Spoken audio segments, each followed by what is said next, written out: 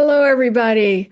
Let's have a mystical conversation, the kind where we lose ourselves in the wonders of divine mysteries, share dreams from the other side, intuitive nudgings, and soul mission yearnings.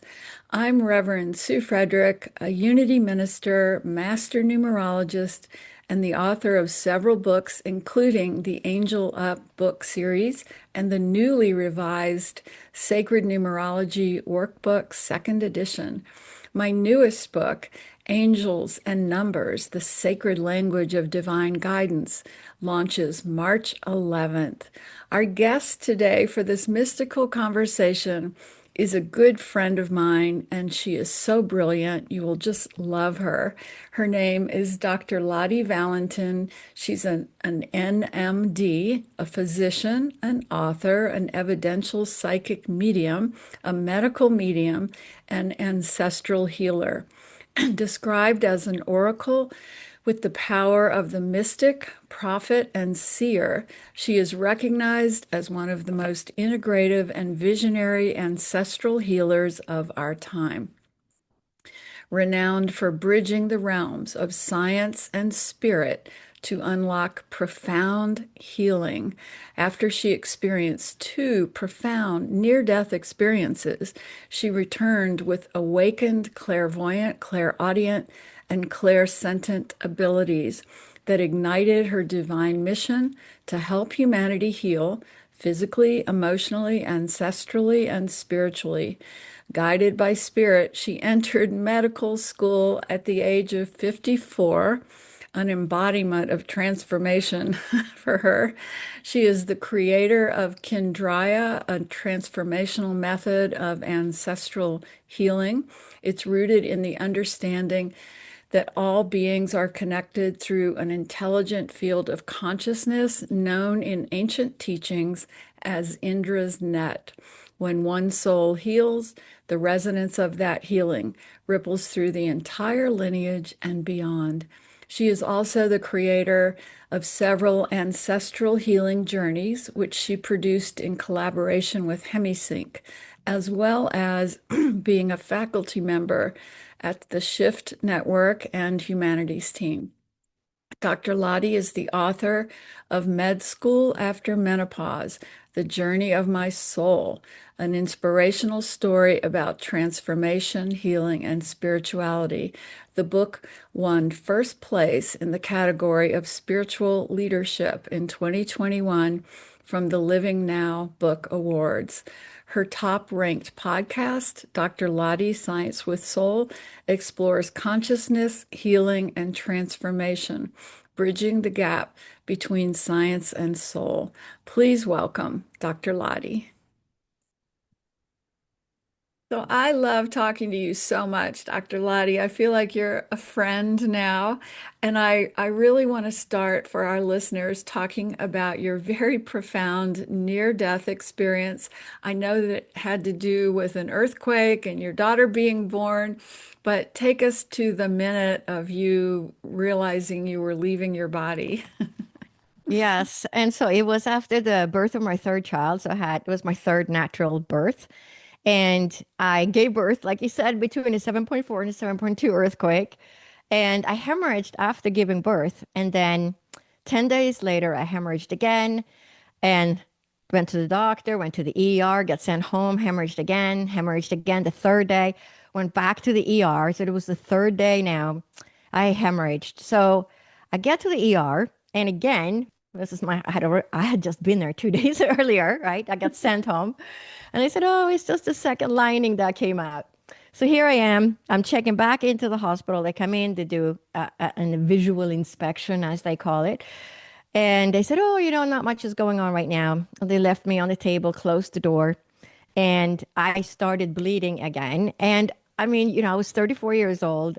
I was just happy that I was finally bleeding, being in the ER instead of at home.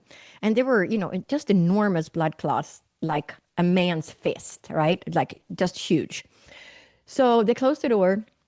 And I'm going to say this is the, divine intervention or angelic intervention, because this nurse came to check on me at this moment. And had she come 2 minutes later, I might not be here today. So she opens the door. She sees how much I've been bleeding. I hear the call on the loudspeaker. OBGYN, stat to the ER. OBGYN, stat to the ER. And within seconds, this middle-aged physician comes running full speed into my room. He says, "What's going on?" And I said, "Well, I've been, hemorrhaging. This is my third day, just hemorrhaged for the fourth time." And he looks at all the papers that the nurse had cleaned up. And so he understood that it was not a small amount of blood, but a lot of blood. So again, they do a visual inspection. And as they're doing the visual inspection, another huge blood clot comes out. And at this point, I try to sit up and tell him. So I say, "I don't feel too good." And I mean, he knew because he was a middle-aged physician. He had been around the block. So he knew. And from me telling him, so this was the fifth time now I hemorrhaged. And so he just pushed me down on the bed. And at this point, I can't keep my eyes open anymore. So my eyes are closed, but I can hear the room filling with staff.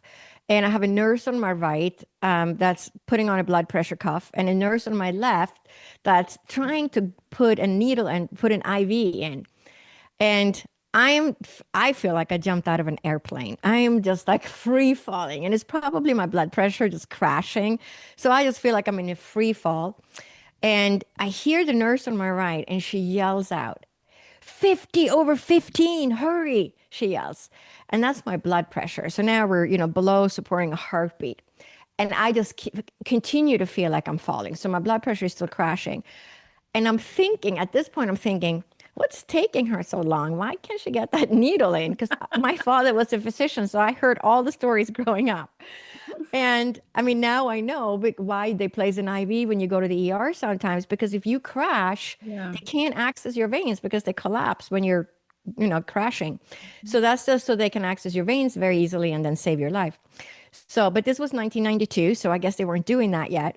So right after she yells, 50 over 15, hurry, I know that I'm dying. Okay. And this is a very different experience because when I gave birth between the two earthquakes, when that 7.4 earthquake hit, which was later downgraded to a 7.3, I thought I was going to die. Like we lost electricity. They were leaning on over me on the table so I wouldn't fall off. And the windows from floor to ceiling were rattling, and I was like, I'm going to be buried in rubble. I never thought I was going to die this way. That is when you think you are going to die. At this moment, I knew that I was dying, which was very different. The atheist that I was, I grew up in Europe, in Sweden, and I was confirmed. Everybody was a Lutheran back then because the state and the church weren't separated. And we all got confirmed when we were 14. All my classmates were all confirmed when we were 14. I did not believe in anything. There is no afterlife. There is no spirit world. There is nothing. When you die, it's black and you're gone. I was a complete atheist. So here I am on the table, and I know I'm dying. So what do? I said, well, if any of that was true that you taught me when I was 14, if there is a God out there or anything, then please save me because I have three children under the age of 6 and they need a mother. I was literally thinking, my husband is not going to be able to do this. Like they need a mother. I have to stay. And shortly after that, I got pulled out of my body. And I was floating, I'm going to say, I don't know, 3 or 4 feet above my body. And the first thought, because nothing happens, I just left my body and you're still there, right? Which we know through the mediumship. You're Mhm. still there. Your personality is still there. Everything is still there. And the first thought that I had was, how can I be outside my body and still be me? How does this Mhm. work? Because it wasn't part of my belief system. Right. And it's so interesting because everything I've experienced about these near death experiences goes completely against my own belief system, which is why it took me so long to Mhm. sort of come around and say, okay, there's something to this. So here I am in this state. There is no time. Okay. The other thing I noticed first, the unconditional love, you're just at peace when you're outside your body. There is no, oh, I got to hurry back. Like that whole thought of, please save me. I have three children under the age of 6, just gone. Now I'm just like, oh, I'm in this other state here. And it's just unconditional love and peace, and everything is just great. But there was no time. There was no time. And I knew that there was no past, there was no difference between past, present, and future. It was like you had access to past, present, and future. It didn't matter. And it drove me crazy for years afterwards. It's like, how could there be no time?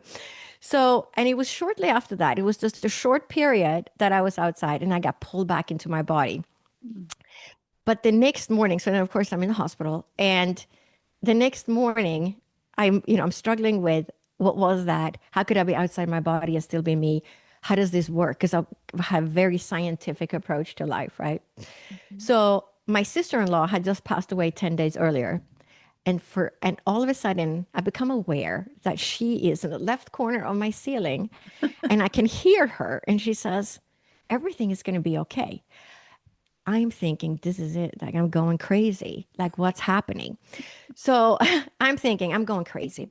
So at this point, the nurse also said, oh, did anything unusual happen in the ER yesterday? Because she was probably aware of near-death experiences. I had never heard of such a thing.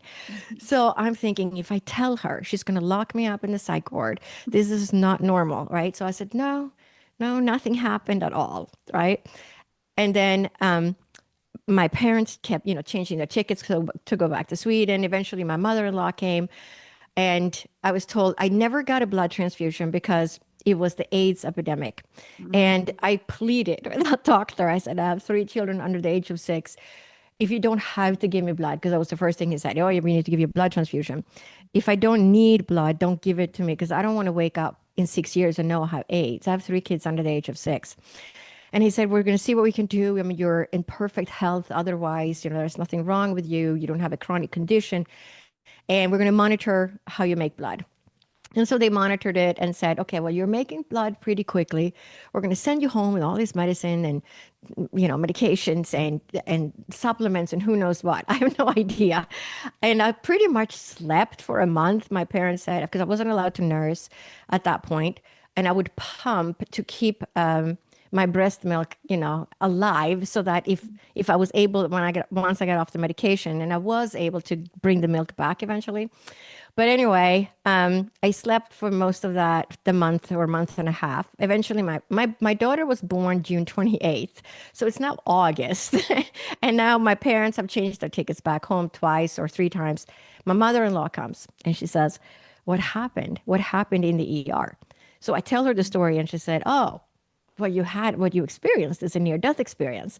And Mm. she went out and she got me the book, Life After Life by Raymond Moody. Oh, yeah. Yeah, right. And so that was my introduction. And I read that. And it was, after that I read that book and I said, okay, so this is an experience. I had some kind of a spiritual experience, and everything started changing. And so as a result of all this happening, I ended up with a bone marrow suppression. So I got Wow. really sick at Christmas. We all got the flu. So this is 6 months out. I am now able to, I had been to the grocery store to buy milk and ice cream for my kids. It was like one of those moments like, I can do it. I can do it. Because I was so sick. And it took so long. And I kept thinking, oh, it's just because, I'm making blood or whatever. I didn't know. How am I supposed to know? And we all got sick around Christmas. We all went to the walk-in clinic. We all have pneumonia. Everybody gets better, after 8 days on antibiotics, except for me. I got sicker. Mm. So then I go back to this walk-in clinic and they say, oh, wait, weren't you just here? And I said, yeah. So they said, well, you're way too sick for your age and, something's going on with you. And they said, okay, we're going to take your blood. So they took my blood. They came back in the room and they said, okay, you have no immune system whatsoever. So do you have AIDS or leukemia? So I said, well, I hope it's not AIDS because we never did the blood transfusion. So it's just taken, a really long time to build up the blood. And they said, well, you have no immune system. You have to go to the ER. And I'm thinking, I am not going to the ER. So anyway, they gave me all these medication again. I have no idea what they gave me. And probably steroids and antibiotics, inhalers, whatever. And they called the next day from the walk-in clinic and they said, how are you doing? Because if you're not better, you have to go to the ER. And I said, I'm a teeny weeny bit better. So slowly, I got better. Then I started bruising. By May, which is now 11 months later, I bumped into the baby's changing table, something that would give you a bruise the size of a dime or a nickel. I had a bruise that spanned my entire hip that was purple and red. And my friends were coming over. One of my friends started crying. She's like, "You're gonna die. You have leukemia. Like, you have to go to the doctor."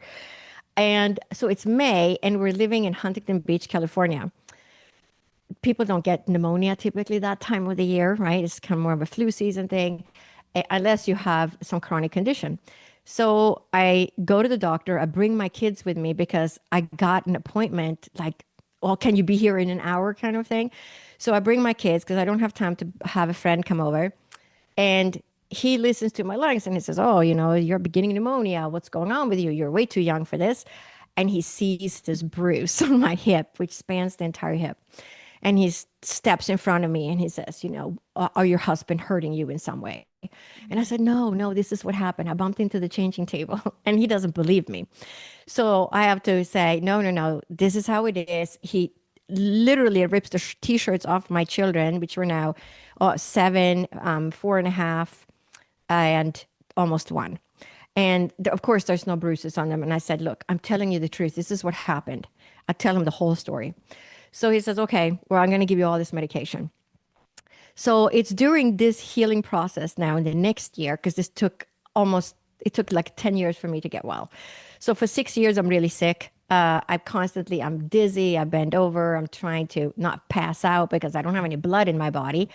And it's during this time, about 2 years later, that I have a second near death experience.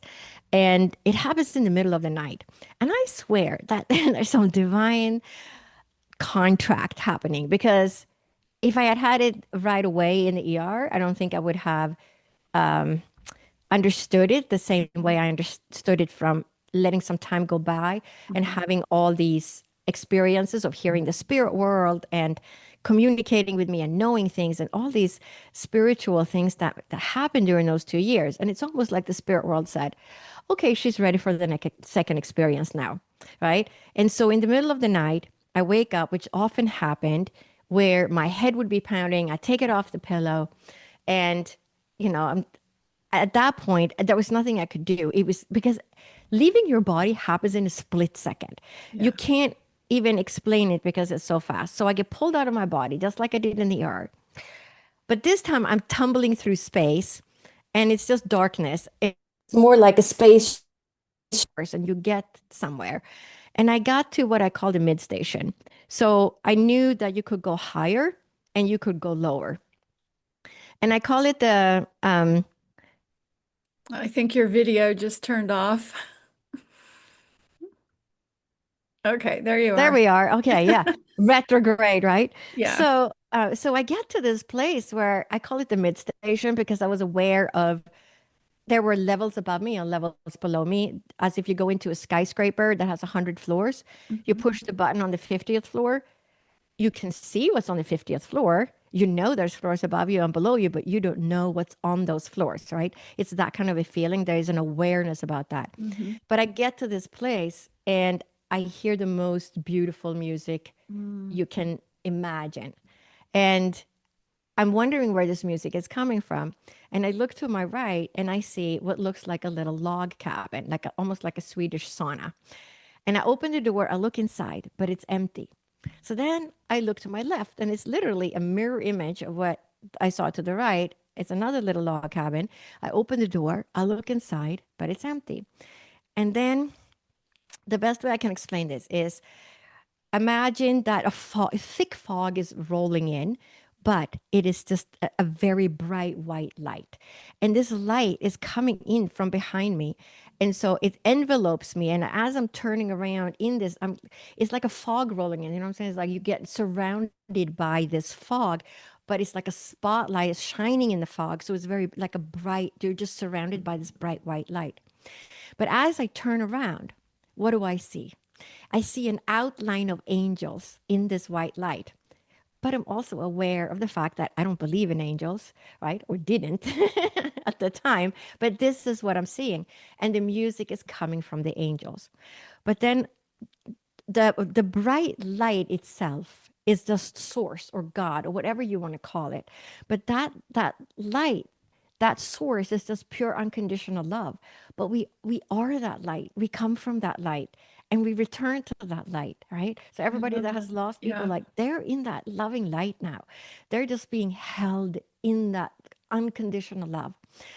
And I become aware of two what I call spirit guides, and they're communicating telepathically with each other. But of course, I am communicating with them telepathically. So the one on my right says to the other one, "What is she doing here? She has to go back." And I'm always thinking, like, as if you're out too long, like maybe you can't get back. I don't know. So he says, "What is she doing here?" And she has to go back. And i'm I'm interrupting them, so I say, no, no, no, no, wait a second. How can this be? How can I be outside my body and still be me? It's already driven me crazy for 2 years trying to understand how this even can happen. The spirit guide on my left says, well, if I told you, you wouldn't remember. So I'm going to say there's this wipeout mechanism, but you will remember this. And then it's like all of a sudden I'm standing on the moon looking down on the earth. But around the earth, there is what I call, because this is 1994, a silvery, glittery fishnet, because it has this kind of a diamond shape. Mhm. And now you can Google it, right? Since we have Google. And I didn't Google this until like 2013 or 2014. My daughter told me, "Oh my gosh, you're talking about the grid, mom." Mhm. Right? And now we can see images. And I called it the silvery, glittery fishnet because it had the image, it looked like a fishnet to me growing up in Sweden, laying fishnets with my grandma. And that's And what other traditions call Indra's net, Indra's net, correct? exactly, Yeah. Indra's net. Yeah. And the spirit guide told me everything on earth is connected to each other, but everything on earth is connected up to this grid. Mm. And that is literally what my work is today with ancestral healing. So this helped you understand that if we heal ourselves in this lifetime, it ripples through time and space to heal all ancestors and all parts of our lineage, past, present, and forward. Is that correct? Yes, exactly. And that is exactly what I'm teaching, and it's part of my work is today. I love that so much. I mean, there's so many pieces of that experience. So, why do you think? I mean, you're the perfect scientist to have been brought into this mystical awakening, and you argued with it and struggled to get there and all of that. I think you told me that your daughter was Lilith, who I've met sort of virtually, was the daughter who brought you to this near-death experience, who brought you to your awakening. And can you talk about that soul contract for a minute? That's pretty interesting. Yeah, so we definitely have a soul contract, and over the years, we look in each other's charts, and it will say you will recognize this person by and whatever her attributes are, and whatever my attributes are, and it's been a very interesting journey, and we can see so clearly, and we just did like a composite chart like 2 weeks ago, Mhm. where they combined the two charts, and it has all these formations that are very unusual, and you can literally see what we came to do this work together, right? And so it's just fascinating. Sometimes we don't realize that, but I'm going to say many times our children are functioning as some sort of a mirror for our own Oh, life and or what a we're here to teacher. learn. Yeah. Yeah, or a Yeah. teacher. Exactly. And So I'm just so, this is such a beautiful story. So your child came in as a very advanced soul to remind you of what your soul already knew so that you would not spend your life in that left brain logic mind of a scientist yeah. and and you would be able to become who you are. However, after you had this experience, you went to med school at the age of 54. Tell me about that choice. Yeah, so, it took me a good 10 years. It took me 6 years to get rid of being really sick with this bone marrow suppression. Um, and then finally I started, progressing. I was able to go to the store without passing out or, have to sit down in the store and put my head down because I had no blood, no blood flow. And after 10 years, I was pretty good. And after 12 years, I said, that's it. I did it. I healed. And it also coincides with a lot of times people who have near-death experiences to have what's called electrical interference. You Mm. know what and Mhm. why that is, I'm not sure they even understand yet. You know, lights would flicker. I Mhm. had the television turned on, the vacuum cleaner turned on, the VCR wouldn't work, calls will drop. My watches kept stopping, and the first year it stopped after a week. After 2 years it would last like 2 months. So after a year my watch would last a month. So after 12 years my watch finally ticked for almost to the day, 12 months. Okay. So there's something about, you're wearing out the battery or something. Mhm. And as this happened, I declared to my friend, I said, this is it. I did it. My watch ticked for 12 months and I'm actually feeling well. And I was looking online. I said, it's time to go back to work. My kids were teenagers. One was already out of the house. And I said, well, I can't go back to, I was a programmer and systems analyst for IBM in my Oh, youth. wow. That's very left brain. And I was being trained, to be like a big executive within IBM, did a lot of management training and things like that. And then I took a leave of absence to stay home with my child. And then we moved from New York to California. So I kept being on a leave of absence. And eventually I would have to say, okay, I'm not going to come back because I was pregnant again and Mhm. pregnant again. So I said, well, after all these experiences, I knew I was a healer. But the interesting part is, I always knew I was a healer since I was 3 years old. I always wanted to be a doctor. My father was a physician. And every time I said that, because I was born 1958, so I was raised during the 60s, and typically women didn't go to medical school Yeah, back then. If they wanted a career in the health profession, it would be a nurse. right. And so my dad said, no, no, you don't want to do that. It takes too long, and it's a lot of work. And why don't you just become a nurse? You would be such a good nurse. And I said, no, I don't God want to be help a us. nurse. God help us women, because I was coming of age in the 60s too. Yeah. God help us that we've thrived as much as we have in spite of those messages Yes. we were given. But it's so true, right? Because that whole movement happened. We couldn't even Yes, get a credit card until the 1970s, I know. right? And then when I worked for IBM in the 1980s, we're talking, blue skirted suits Yeah, with pumps and a white shirt. Okay. It was different back then. And yeah. you did what you were told. It's not the same as it is now. And there's still a lot Thank of God. inequalities, right, in the workplace.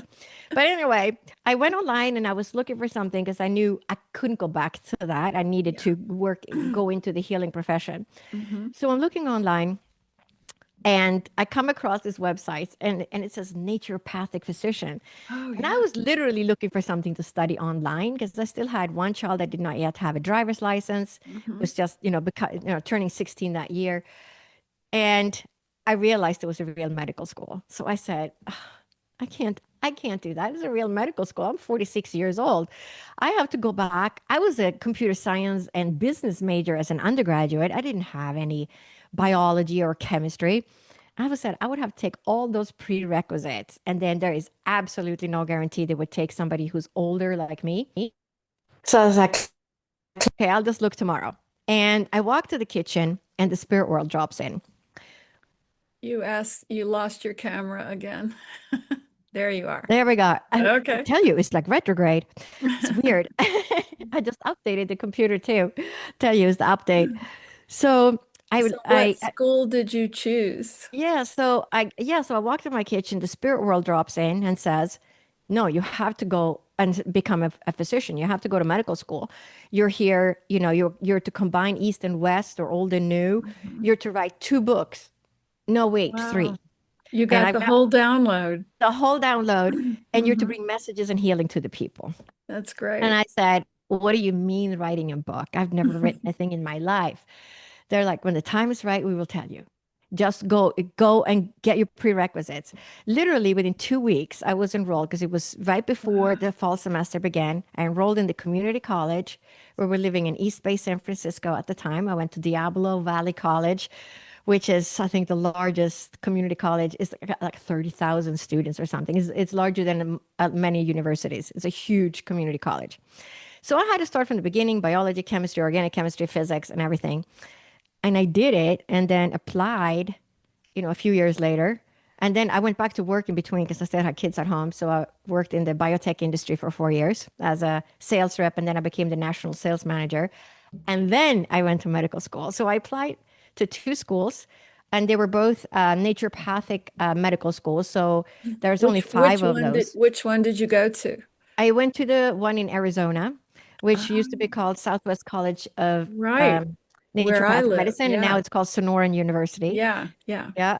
And it's one of the five medical schools that offer, you go to medical school. The first 2 years is almost the same as regular yeah, medical school. yeah, You do the boards and then you do the next 2 years, then you do the clinical boards.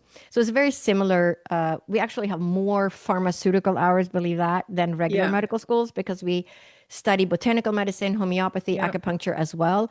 So it's really an amazing degree because your toolbox is so much bigger. Hmm. Because some patients are going to do really well on pharmaceuticals, Right, whereas others will have a lot of problems with pharmaceuticals. right. And so now a regular medical doctor is not allowed to prescribe botanical medicine because they haven't studied it. They Yeah. don't understand the interactions with the pharmaceuticals. So their hands are tied. So it's really nice because you have a bigger toolbox, so you have more options, how to treat somebody. So it's more tailored to each individual. Mhm. And then you get the functional medicine doctors that is kind of a combination of the regular MDs and naturopathic doctors. So they have branched out a little bit, and now they're Yeah, they're called functional doctors. yeah. I'm very familiar with this. I worked in the natural health industry for Hmm. 20 years, and I was friends with the founders of Bastyr University in Seattle, the other major I applied naturopathic there school. too. I Yeah. applied there, and I applied to the one It's in great. Arizona. I really feel it should Yes, be the future of medicine. We're combining, traditional and conventional with alternative, and yes. it's truly gives us all the options. So when did you graduate from there? So then I graduated in 2016. And I applied to Pasteur too, and I got in there too. I was accepted there too. Wow. And every time I was afraid of coming to Arizona because I've always lived by the water, Hmm. California, New York, Boston, Hmm. Connecticut, and Sweden. And I was like, oh my gosh, there's no water in Arizona. And every time I said, no, that's it. I'm going to go to Pasteur because it's by the water, Yeah. it's in Washington State. And every time I did, the spirit world would wake me up and I would not sleep for days. And then I would say, okay, fine. I'll go to the one in Arizona. And then I would sleep. And then I was, no, I can't do it. So it's really interesting how they literally guided me and they said, no, you Hmm. have to go here. Right. Yes. So how do you combine that kind of medical training with your ancestral healing work? Does it Yeah. combine or not? I mean, it's interesting. The ancestral healing portion, um, some of it, right? We study a lot of counseling as well. So we have to be Mm-hmm. aware when to send somebody on to a psychotherapist or for counseling. Right. So, I think there was like 7 counseling courses going through med school Mm-hmm. to create that awareness. So part of it, yes, I'm going to say the medical degree comes in more when I work as a medical intuitive, Mm, because yeah. if I work as a medical intuitive, I get a lot of people that fall through the cracks and Right. they've had all the tests done, but the doctors don't know what it is, right? And then it's always something weird. And you know how it is? Yeah. If they come to me, it's going to be something I know because they were guided. And Right. they often tell me, you showed up. I asked the spirit world last night, and like, how do I fix this? And then you showed up on my screen. And then I'll say, wow, the spirit world says you have this. Or I'll say, do you have these symptoms? Or Hmm. did you have problems with this? Because I'm getting a diagnosis. And then Hmm. I'll do the back check because of my medical knowledge and say, That's oh, great. yeah, I know what you have. And I've sent people to surgery. And then, That's later so on, they're like, good. oh my gosh, they're like, you saved my life. You were absolutely right. So it's really, yeah, it's Yeah. fascinating because I understand why now they said, no, you have to go to medical school Hmm. because, haven't been in clinic for the past 3 years. I'm just working intuitively Hmm. with people, but I use that knowledge so I can Yeah. tell people, I think this is what's going on. Ask your doctor to run this test because I think Hmm. this is what's happening here. And intuitively, I get that information as well. So explain your method called light mapping. What is that exactly? Yeah, so I came up with a term Kindraya, which is my way Mhm. of working with ancestral healing, because ancestral healing is a form of counseling itself, Yeah, right? Just like constellation therapy, it's similar to that. And so you're looking at the ancestors and the trauma that they experienced. But the way I work with it is slightly different because Kindraya works with the cognitive mind, stories and memories you right, have of how you were treated as a child, or stories you heard about grandpa, right, when you were little. You might never have met grandpa, but you know the story. And then it works with it somatically because many times we carry the ancestral inheritance patterns within our body and we don't right, even know why. And so right. we can also tune into, where do I feel that in my body, right? And then the super conscious. So, how does that show up for you? Is Mm. it using your clairs, your clairvoyance, clairaudience, clairsentience, claircognizance? So, is do you see something, hear something, know something, feel something, Mhm. right? And many times, sometimes people, when I work with people one on one with ancestral healing, they'll say, I don't know what it is, but it just feels like it's my mom's side. It's my maternal Mhm. lineage. And Mhm. then, we go through it. I ask some questions. And then I said, all right, let's tune into this. Let's close our eyes for a moment and see what Mhm. comes through. And it's really interesting because, um, sometimes you work with people. I worked with someone recently who had a fear of closed spaces, Mhm. going into elevators, and things like that. And as we tuned into it, we both got the same answer, right? Many times we get the same answer, and that's what's Yeah, so interesting. yeah. And we saw the uncle who had fought in World War II in an enclosed space where he was, Oh, right. And mhm. when you both get the same message, Right. I love same thing that. is coming through. It's Yeah. very interesting. So we So knew then when how do you heal that once you see it? Yeah, and then we do what I call a soul-to-soul communication. So we Mm. do I guide them in a guided meditation, and we do a soul-to-soul communication. Sometimes the spirit world is there, and you can say, hello, uncle, right? Because yeah, I'm a medium, so you know Right. what's happening. And sometimes the people know themselves. They're saying, "Oh my goodness, I got goosebumps all over me, and I know that Yeah. was my uncle. I could feel him," right? And it's really interesting. And then because we heal Mhm. when we witness something, when we bear witness Uh, to what happened, when we create the awareness of what happened to them. so let And me ask you a question Mhm. then, just to make this very real for people. If I wanted to heal my mother's childhood trauma and she's in spirit, she's departed. Mhm. If I wanted to heal her, let's say, childhood abuse, and I Mhm. went and talked to her spirit Mhm. and we had some sort of healing conversation Mhm. about it, Mhm. does that then heal my sort of trauma memories from my own childhood, perhaps caused by my mother? That Absolutely. also trickles down to my daughter's life. Mhm. Explain how that works. Yeah, so we look at the issues we have ourselves, right? Mm, So if you say, oh, I have a hard time with intimacy or close contact, or I feel I can't give a good hug, or whatever it is that, the mhm. person is struggling with. And then we say, well, where is it coming from? Right? Ah, And so we use the light mapping system, which is the cognitive mind. So each of those letters stand for something. So L stands for lineage break. ah, Who vanished? Who disappeared? Love was there one day, right?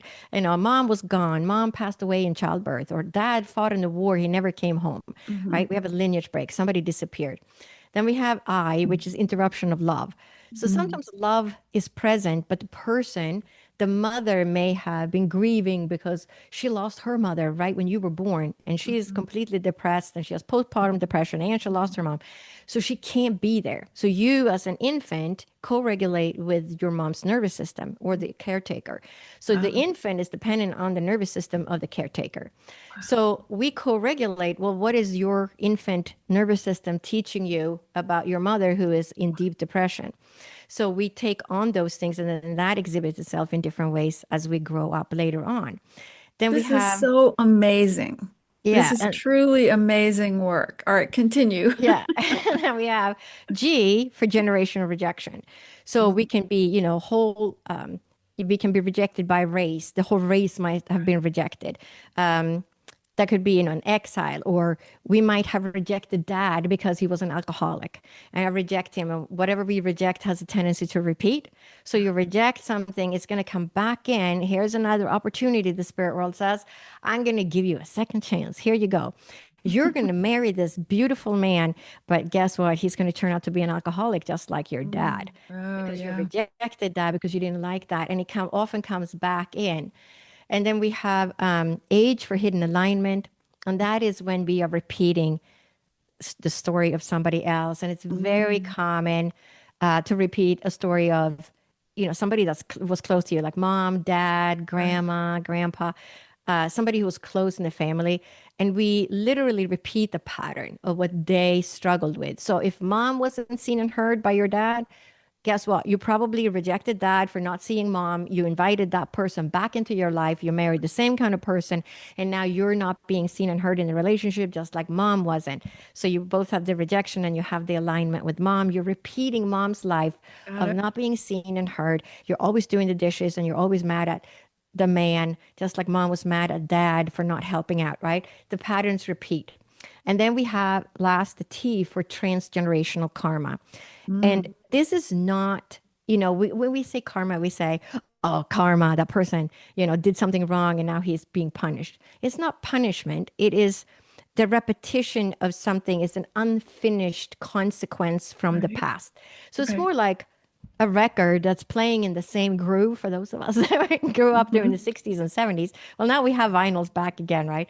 But it's like you're stuck in a groove, and you can have a past transgenerational karma where something happened to, let's say, somebody had a bakery, and a woman, this is during the war, and her husband, the woman steals from the bakery. Her husband is away fighting at the war. She has no food for the kids, so she starts to steal bread from the bakery. But there's a lot of other people also stealing bread for the bakery from that bakery. So he goes out of business because he's not understanding what's happening to all my bread. It just Mhm. disappears.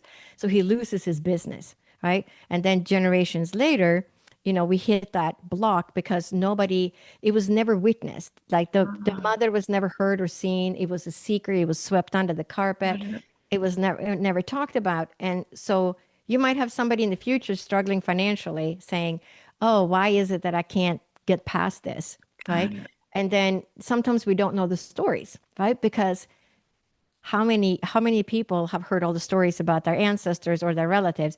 A lot of times when we're little and we ask about someone, and this happens, I'm going to say in most families, you say, why do we never talk about Uncle Billy?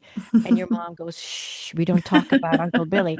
You know that there is a story there, right? And there Right. was something that was swept under the carpet.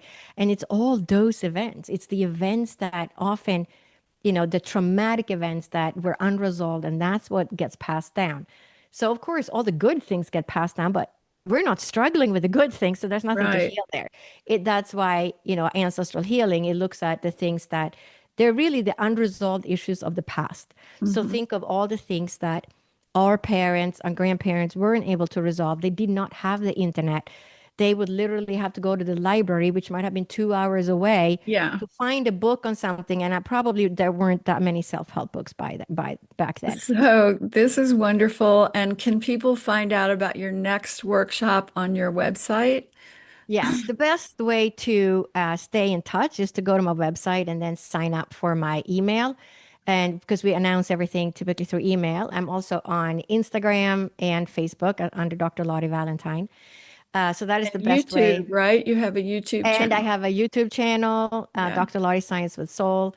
And I do a lot of different sessions, messages from your spirit guides, medical intuitive, ancestral healing. And it's all on my website. And it's just drlottie.com.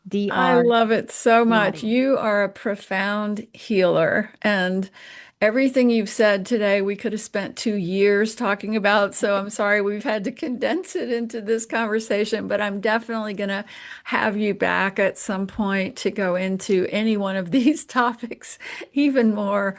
But you're a profound healer, and it's just a joy to know you. So your website is? Dr. Lottie, DRLOTTE.com. Thank you so much. And everybody, this is Dr. Lottie. I'm Rev Sue Frederick. This is our mystical conversation. Thank you so much. Yeah, thank you so Goodbye. much. Bye bye.